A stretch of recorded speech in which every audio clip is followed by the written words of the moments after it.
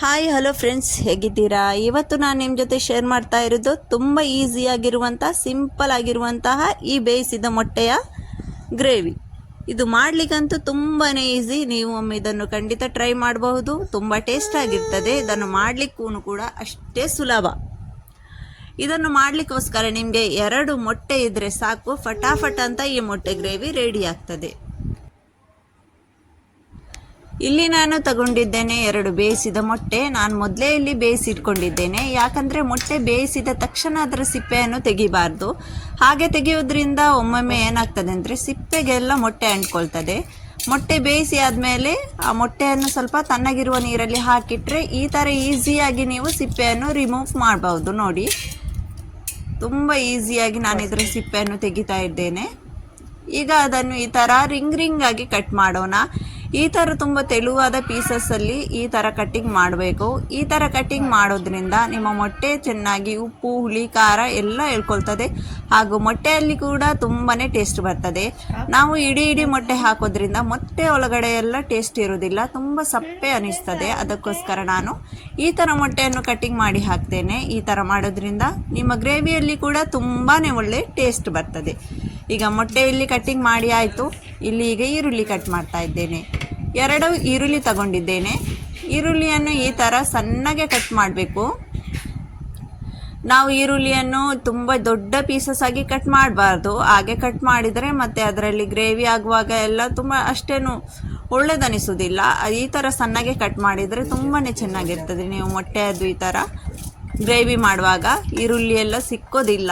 ದೊಡ್ಡ ಪೀಸಸ್ ಮಾಡಿದರೆ ಈರುಳ್ಳಿ ಚೆನ್ನಾಗಿ ಗ್ರೇವಿ ಥರ ಆಗದೆ ಈರುಳ್ಳಿ ಎಲ್ಲ ಕಾಣ್ತಾ ಇರ್ತದೆ ಗ್ರೇವಿಯಲ್ಲಿ. ನಿಮ್ಮ ಜೊತೆ ಚಾಪರ್ ಇದ್ದರೆ ಚಾಪರಲ್ಲಿ ಕೂಡ ಚಾಪ್ ಮಾಡಿ. ನಾನಿಲ್ಲಿ ಈ ಥರ ಸಣ್ಣಗೆ ಕಟ್ ಮಾಡ್ತಾ ಇದ್ದೇನೆ. ನೋಡಿ, ಈಗ 2 ಈರುಳ್ಳಿಯನ್ನು ಕಟ್ ಮಾಡಿದ ಮೇಲೆ ಒಂದು ಪಾತ್ರೆಯಲ್ಲಿ ಎಲ್ಲ ಈರುಳ್ಳಿಯನ್ನು ಹಾಕಿದ್ದೇನೆ. ಆಮೇಲೆ ಅದಕ್ಕೆ ಎಣ್ಣೆಯನ್ನು ಹಾಕ್ತಾ ಇದ್ದೇನೆ. ಎಣ್ಣೆ ನಿಮಗೆ ಬಿಟ್ಟಿದ್ದು. ನಿಮಗೆ ಜಾಸ್ತಿ ಎಣ್ಣೆ ಬೇಕಂದರೆ ಸ್ವಲ್ಪ ಜಾಸ್ತಿ ಹಾಕಿ, ಕಮ್ಮಿ ಬೇಕಂದರೆ ಕಮ್ಮಿ ಹಾಕಿ. ಹಾಗೂ ಇಲ್ಲಿ ಈರುಳ್ಳಿಗೆ ನಾನಿಲ್ಲಿ ಕರಿಬೇವು ಸೊಪ್ಪು ಕೂಡ ಹಾಕ್ತಾ ಇದ್ದೇನೆ. ಸ್ವಲ್ಪ ಜೀರಿಗೆ ಕೂಡ ಹಾಕಿದ್ದೇನೆ. ಇದನ್ನೆಲ್ಲ ಸ್ವಲ್ಪ ಒಂದು 5 ನಿಮಿಷ ತನಕ ಈ ಥರ ಮಿಕ್ಸ್ ಮಾಡೋಣ.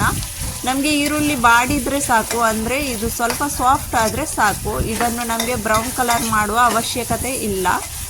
ನೋಡಿ, ಈ ಥರ ನಾವು ಇದನ್ನೆಲ್ಲ ಚೆನ್ನಾಗಿ ಸಾಫ್ಟ್ ಆಗೋ ತನಕ ಮಿಕ್ಸ್ ಮಾಡ್ತಾ ಇರೋಣ. ಈಗ ಇದು ಅಂತೂ ಸಾಫ್ಟ್ ಆಗಿದೆ. ಇದರ ಹಸಿ ಸ್ಮೆಲ್ ಕೂಡ ಚೆನ್ನಾಗಿ ಹೋಗಿದೆ.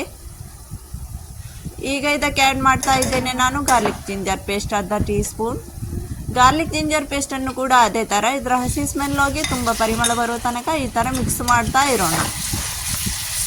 ಈ ಥರ ನೋಡಿ. ಇದು ನಿಮಗೆ ಟೊಮ್ಯಾಟೊ ಇಲ್ಲದೇನೆ ಫಟಾಫಟ್ ಅಂತ 2 ಈರುಳ್ಳಿ ಇದ್ದರೆ ಸಾಕು, ನಿಮಗೆ ಮೊಟ್ಟೆ ಗ್ರೇವಿ ಅಂತೂ ರೆಡಿ ಆಗ್ತದೆ. ನಿಮಗೆ ಈರುಳ್ಳಿ ಟೊಮ್ಯಾಟೊ ಹಾಕಬೇಕಂತ ಅನಿಸಿದರೆ ನಿಮ್ಮಿಷ್ಟ, ನೀವು ಹಾಕ್ಬೋದು. ಆದರೆ ಈ ಥರ ಮಾಡೋದ್ರಿಂದ ತುಂಬ ಟೇಸ್ಟ್ ಆಗಿರ್ತದೆ. ಈಗ ಇದಕ್ಕೆ ಹಾಕ್ತಾ ಇದ್ದೆ ನಾನು ಅರಿಶಿನ ಪೌಡರ್. ಈ ಎಣ್ಣೆಗೇನೆ ಅರಿಶಿನ ಪೌಡರ್ ಹಾಕುವ. ನೀರು ಹಾಕೋದಕ್ಕಿಂತ ಮುಂಚೆನೇ ಇದೆಲ್ಲ ಆ್ಯಡ್ ಮಾಡೋಣ. ಈಗ ಇಲ್ಲಿ ಮೆಣಸಿನ ಪೌಡರ್ ನನಗೆ ಖಾರ ಎಷ್ಟು ಬೇಕೋ ಅದರ ರೀತಿಯಲ್ಲಿ ನಾನು ಆ್ಯಡ್ ಮಾಡ್ತಾ ಇದ್ದೇನೆ. ನೀವು ಖಾರ ಜಾಸ್ತಿ ತಿನ್ನುವವರಾದರೆ ಜಾಸ್ತಿ ಆ್ಯಡ್ ಮಾಡಬಹುದು. ಇದನ್ನೆಲ್ಲ ಎಣ್ಣೆಗೆನೆ ಡೈರೆಕ್ಟ್ ಹಾಕಿದ್ದು ನಾನು. ಆಮೇಲೆ ಕೊತ್ತಂಬರಿ ಪುಡಿ ಹಾಕೋದ್ರಿಂದ ನಮ್ಮ ಮೊಟ್ಟೆ ಗ್ರೇವಿ ಸಾರು ಏನು ಮಾಡಿದ್ರು ತುಂಬ ಟೇಸ್ಟ್ ಆಗಿರ್ತದೆ. ಈಗ ಇದನ್ನು ಫಟಾಫಟ್ ಅಂತ ಮಿಕ್ಸ್ ಮಾಡೋಣ. ಫಟಾಫಟ್ ಮಿಕ್ಸ್ ಮಾಡಿ ನೀರು ಹಾಕೋಣ. ಇಲ್ಲ ಅಂದರೆ ಈ ಮೆಣಸಿನ ಹುಡಿ ಕರಿದು ಹೋಗ್ತದೆ, ಎಣ್ಣೆಯಲ್ಲಿ ಹಾಕಿದ್ದಲ್ವ, ಅದಕ್ಕೋಸ್ಕರ. ನೀರು ಹಾಕಿದ್ಮೇಲೆ ಈ ಥರ ಮಿಕ್ಸ್ ಮಾಡೋಣ. ಈಗ ಒಂದು 5 ನಿಮಿಷ ಇದೇ ಥರ ಮಿಕ್ಸ್ ಮಾಡ್ತಾ ಇದ್ರೆ ಇದು ಫಟ್ ಅಂತ ಗ್ರೇವಿ ಆಗ್ತದೆ. ನೋಡಿ, ಈ ಸಣ್ಣಗೆ ಈರುಳ್ಳಿ ಕಟ್ ಮಾಡೋದ್ರಿಂದ ಬೇಗನೆ ಗ್ರೇವಿ ರೆಡಿ ಆಗ್ತದೆ ನಮಗೆ. ಈಗ ಇದಕ್ಕೆ ನೀರು ಎಷ್ಟು ಬೇಕು ನಮ್ಮ ಅಂದಾಜು ಪ್ರಕಾರ ನಾವು ಆ್ಯಡ್ ಮಾಡಬೇಕು. ನಾನಿಲ್ಲಿ ರುಚಿಗೆ ತಕ್ಕಷ್ಟು ಉಪ್ಪು ಕೂಡ ಆ್ಯಡ್ ಮಾಡಿದ್ದೇನೆ. ಜಾಸ್ತಿ ತೆಳು ಮಾಡಬಾರ್ದು, ಇದು ಜಾಸ್ತಿ ದಪ್ಪನೂ ಇರಬಾರ್ದು. ನೋಡಿ, ನಾನೊಂದೆಷ್ಟು ಅಂದಾಜು ಪ್ರಕಾರ ಇಷ್ಟು ಇಟ್ಟಿದ್ದೇನೆ, ಅಷ್ಟೇ ಇಡಿ. ಇಷ್ಟು ಆದರೆ ಸಾಕು. ಈಗ ಇದಕ್ಕೆ ನಾವು ಆ್ಯಡ್ ಮಾಡಬೇಕಾದದ್ದು ಬಾಯ್ಲೆಡ್ ಎಗ್. ಇದು ನೋಡಿ, ಈಗ ಮಸಾಲ ಗ್ರೇವಿ ಅಂತೂ ರೆಡಿಯಾಗಿದೆ. ಮೊಟ್ಟೆಯನ್ನು ಆ್ಯಡ್ ಮಾಡಿದ ಮೇಲೆ ಒಂದು ಸ್ವಲ್ಪ ಹೊತ್ತು ಇದನ್ನು ಕುದಿಸೋಣ. ಈ ಥರ ಕುದಿಸೋದ್ರಿಂದ ನಮ್ಮ ಮೊಟ್ಟೆಗೆ ಟೇಸ್ಟ್ ಕೂಡ ತುಂಬ ಚೆನ್ನಾಗಿ ಹಿಡ್ಕೊಳ್ತದೆ. ನೀವು ಕೂಡ ಇದನ್ನೊಮ್ಮೆ ಟ್ರೈ ಮಾಡಿ, ತುಂಬ ಚೆನ್ನಾಗಿರ್ತದೆ. ರೈಸ್ ಒಟ್ಟಿಗೆ, ಚಪಾತಿ ಒಟ್ಟಿಗೆ ಯಾವುದ್ರ ಜೊತೆನೂ ನೀವು ಸರ್ವ್ ಮಾಡ್ಬೋದು.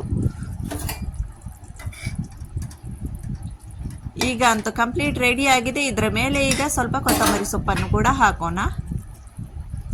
ನಿಮ್ಮ ಜೊತೆ ಎಗ್ ಮಸಾಲ ಇದ್ದರೆ ಎಗ್ ಮಸಾಲ ಕೂಡ ಆ್ಯಡ್ ಮಾಡ್ಬೋದು ನೀವು ಮಸಾಲ ಫ್ರೈ ಮಾಡುವ ಟೈಮಲ್ಲಿ. ನಾನಿಲ್ಲಿ ಎಗ್ ಮಸಾಲ ಹಾಕದೇನೆ ರೆಡಿ ಮಾಡ್ತಾ ಇದ್ದೇನೆ, ಆದರೂ ಕೂಡ ತುಂಬಾ ಟೇಸ್ಟ್ ಆಗಿದೆ. ನೀವು ಕೂಡ ಒಮ್ಮೆ ಟ್ರೈ ಮಾಡಿ. ಚಾನೆಲನ್ನು ಸಬ್ಸ್ಕ್ರೈಬ್ ಮಾಡಲಿಲ್ಲ ಅಂದರೆ ಸಬ್ಸ್ಕ್ರೈಬ್ ಕೂಡ ಮಾಡಿ, ಲೈಕ್ ಕೂಡ ಮಾಡಿ, ಕಮೆಂಟ್ ಕೂಡ ಮಾಡಿ. ನಿಮ್ಮ ಮೊಟ್ಟೆ ಲವರ್ಸ್ಗೆಲ್ಲ ಈ ವಿಡಿಯೋ ಶೇರ್ ಕೂಡ ಮಾಡಿ. ಓಕೆ ಫ್ರೆಂಡ್ಸ್, ನೆಕ್ಸ್ಟ್ ಸಿಗ್ತೇನೆ ಇನ್ನೊಂದು ವಿಡಿಯೋದಲ್ಲಿ.